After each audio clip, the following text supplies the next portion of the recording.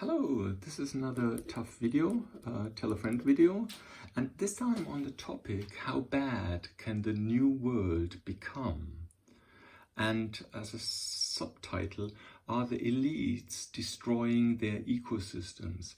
And this was actually triggered by me hearing about the process that is being started in the UK against Julian Assange, the whistleblower that I think it was 2010, reported about war crimes by the US Army. And this whistleblower kind of created a little bit of love in this world. But still, he is going to be sentenced. If he would go to the USA, he would be put into jail, for the rest, I think it was 175 years. Now, this is the elite that when I heard about this 2010, so many years ago, I thought, okay, that is the military and let's say US government. Yeah, so I said they are the same, and okay, I can understand they have to be a little bit imperialistic. Okay, fine, and they have to oppose to the USSR at that time, and so and the Chinese, and they all fight amongst each other. So I actually thought this is kind of the only kind of elite there is, but what now turns out that this new world actually is composed of many different elites, and this is pharma, and two pharmas are the helpers. You might mean the politicians, which may be a little bit true, but also the doctors, and the hospitals and so on, and obviously politicians. But the politicians are in general the helpers. So that is big pharma, which is a huge chunk. And when you look at this, what I mentioned here with the ecosystem, I've done a separate video on how this all works with the 8 billion people generating wealth. Value is being generated. It goes into a bag of money, dollars, and now the elites, and here are the different elites, they just want to get money out of that, kind of the value that's being created by these 8 billion people. Now the thing is, here I believe there is kind of one elite, and that's the military, so the money generation for them is the value that is being created is tax, and then goes to the government, and the government then spends it on these companies, and a part obviously goes into the value creators, the helpers and the value creators. So that is the system.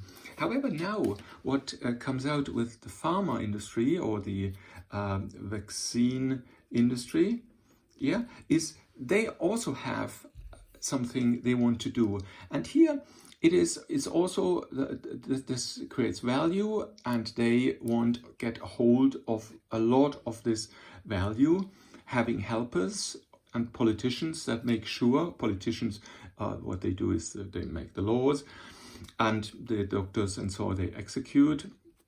So that's always the same. However, here it is not the tax and government, but here it's the health insurance, HI, and the government might say there is a need to have a health insurance. In other countries like the US, there is no need for it. So the value then goes from the people into the health insurance, into this system. So the different systems have different value or money chains, how they step through the system to come out here, where they then can collect their part of the money.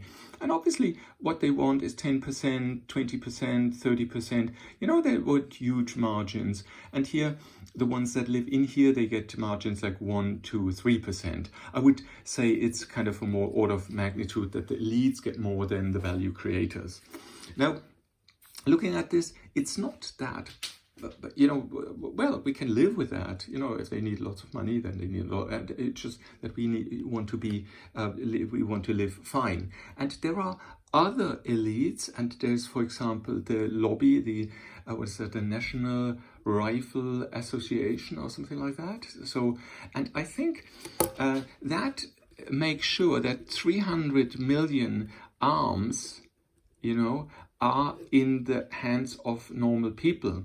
And that is really good.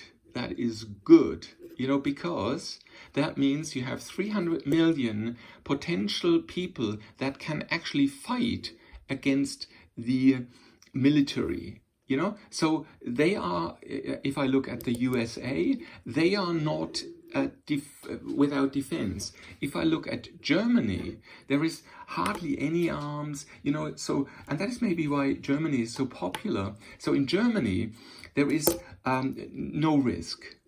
Germany is no risk country because there will never be a revolution. So here, revolution, yeah, probable, yes, possible, yeah. And Germany, revolution, no.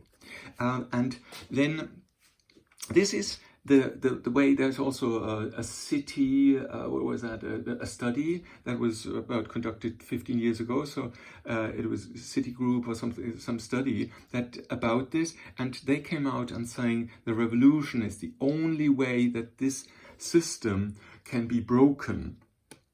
And now, just want to add one thing. Another elite may be the banks, or I call it like finance.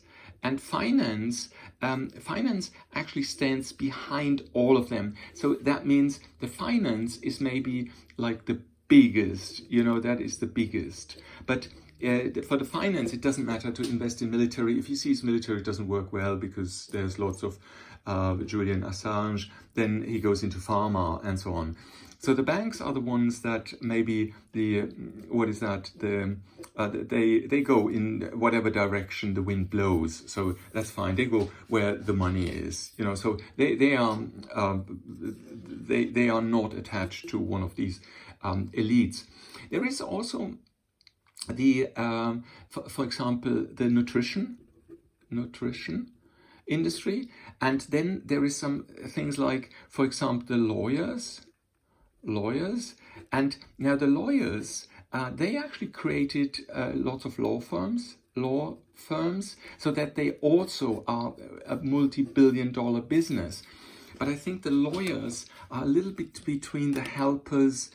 So they are kind of helpers. Although they are so strong that they would resist, I think the lawyers now as an elite would be able to resist against any threat from the others, because they make the laws and they have contact into politicians. So the lawyers are very, very strong. And maybe there are some other elite circles. But if you look at, for example, one I'm coming to now. And now the thing is, there are obviously also strong people, strong influencers, and all over the world. But it all depends who plays the biggest game. And I would say it's mainly US. So it's US driven, and that could be now because the US has so much artificial intelligence or intelligence. Yeah, so they have computer simulations that actually simulates this whole system, and they are able to kind of play this really, really well.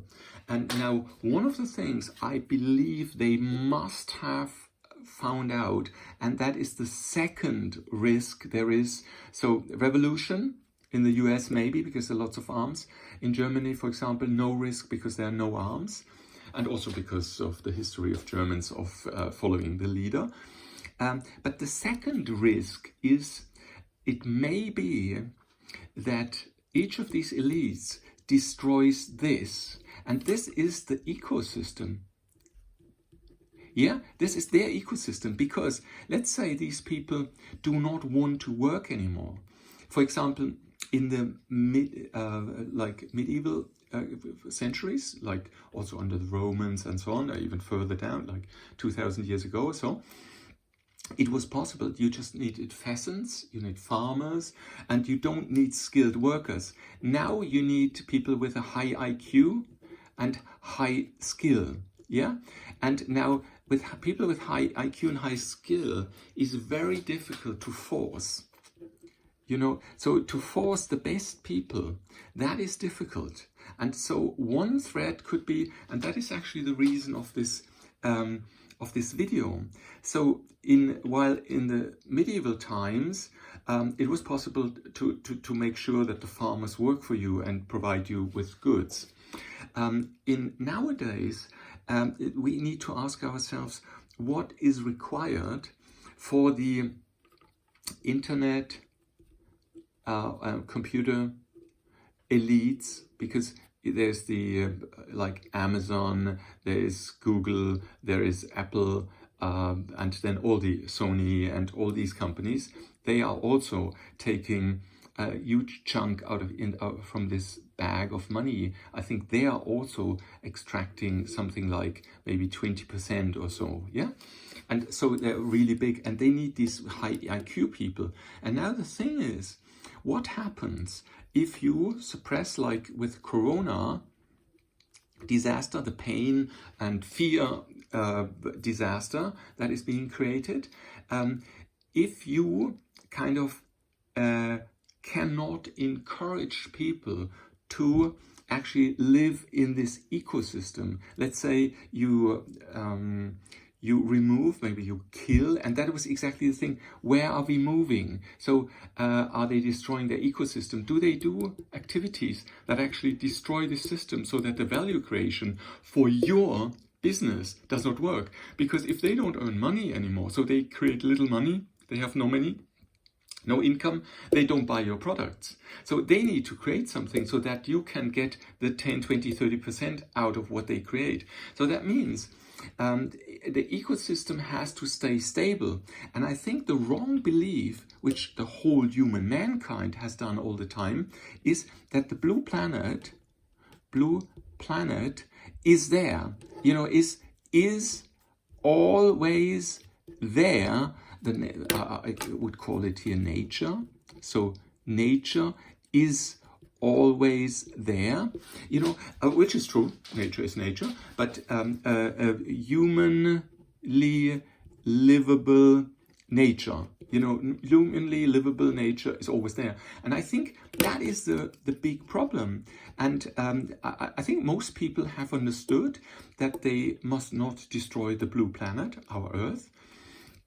But I think most of the elites have not understood that this ecosystem is similar to our Earth, and if they destroy it, then it will not generate value so that they can have money, a big chunk of money from this value. So what I ask myself is, where can it go? You know, so what is the I don't know, final situation, final state maybe, final state of an ecosystem that is still okay. So here they can make money, make more money, and then now we are here somewhere that some of the elites, you know, some of the elites will go down,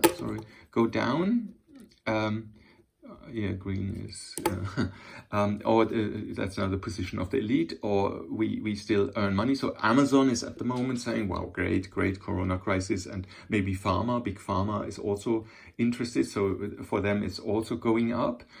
But maybe there are other there are other elites that may suffer from an ecosystem. So we are, final state. I think the world or the ecosystem can support much more. So the final state will be, let's put it here, that is the final state. And we are now in this stretch of time, and I give that maybe 20 years. Maybe it's 10, maybe 30 years, but something around that, where these elites would now have to fight it out between them. Maybe the banks and the finance guys can actually influence them and tell them, look, here, don't do so many wars in Africa, or don't do a lot of wars in Europe, which they don't. Don't do any war in the US, which they don't. So they put the wars only to areas where there is, from the 8 billion people, there is just 2 billion people that actually have lots of money, and like 6 billion people, they kind of don't care. Maybe like 2 billion could move up into this where there's, why do they care? Because there's money. So the ones that have money are interesting to them in their ecosystem. And so the war should be in the areas where there's little money, where the government has lots of money and so on. Sorry, that was a little bit unclear here. But so because you can make a war, for example, in Arabic countries, they have lots of money, can buy lots of goods, they can buy a lot of arms. And in Africa, you will not do it in the desert, but you will do it in an area where there's lots of resources, and then there's lots of money associated to that. So that is the military that wants to do that. And now, so what I say is with Assange, Julian Assange, I thought, okay, maybe he slowed this down here a little bit. He slowed down in the military realm that the Trump government did not do. Obama did lots of wars. So Obama, lots of wars. Trump, few wars. So maybe also associated to Assange, that the US cannot make that many wars anymore. And so the military industry suffers a little. Now, but if you look at other elites, it is, let's say you go with the vaccination. So let's say you say that people spend 20% of their money for vaccines, for medicine, for doctors, for hospital, and so on. I think most of the population accepts that. So 20% is fine. Then the Rifle Association, well, I don't know, a few arms, yeah, could be, maybe the military will influence them to not produce so many arms anymore, or not sell so many, because they don't want the revolution to take place. The nutrition industry, I think also here, the humanity is always fine to eat sugar and bad stuff. I think that works very, very well for the nutrition industry. The lawyers, anyway, you cannot get rid of them.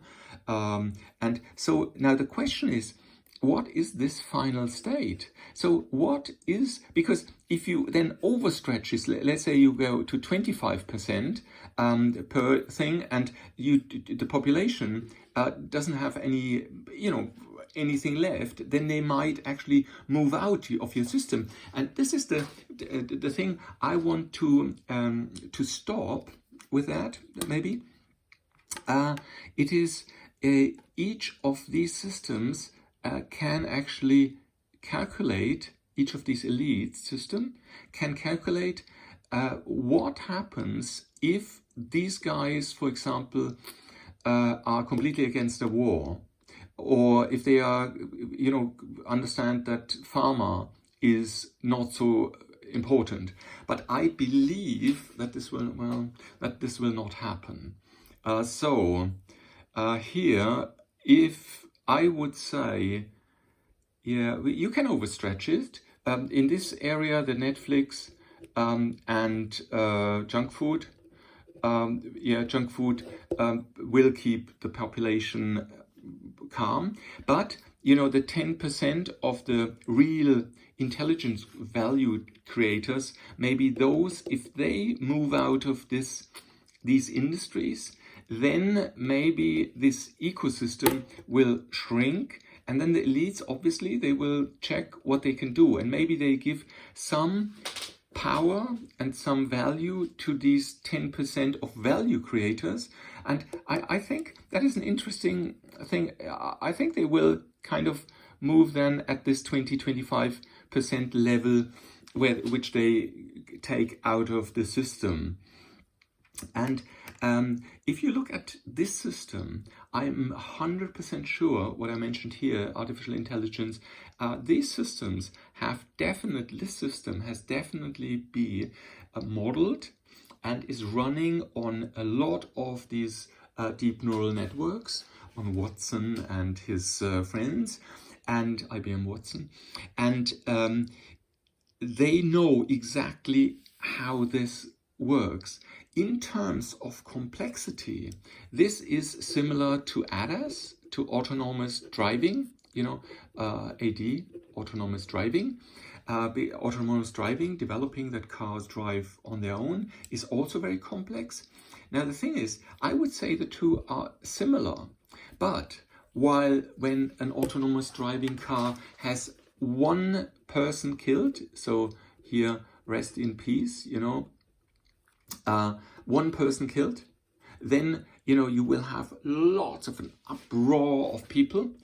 If, however, this system does something wrong, let's say the Watson calculates these things here going on a little bit wrong, then maybe you have 1,000 casualties, maybe you have 1,000,000 casualties, 1,000,000 people die, but that doesn't matter.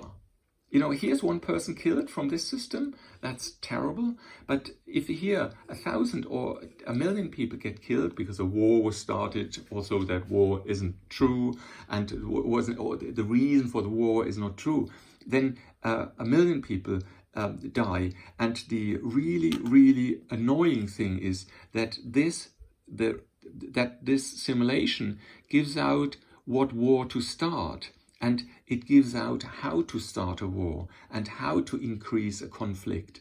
And that means that this simulation actually has as a result that you tell what has to be done no matter how many people get killed. It's only about how much money can I get out of the system into my pocket, my personal pocket. Maybe because the bankers, the finance, control these a little bit because they have shares in all these companies. So they control it a little bit. So maybe they can influence them a little bit. You be a little bit more nice and you can make a war, and here don't sell so many arms, and here add a little bit more of sugar. And you make laws so that here these guys can have lots of prescription drugs and can give vaccinations to everybody. So this is all kind of controlled, and it's fully understood. It benefits, so it's a fantastic system.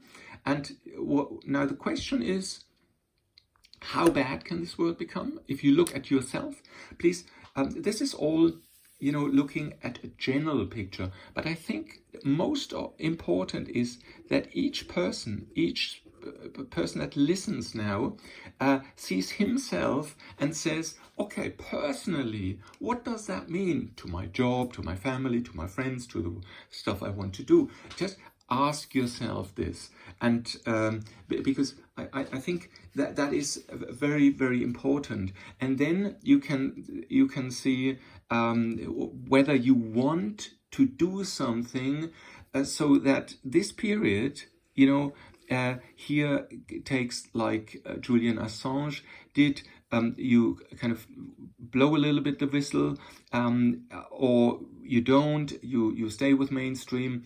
That is your decision.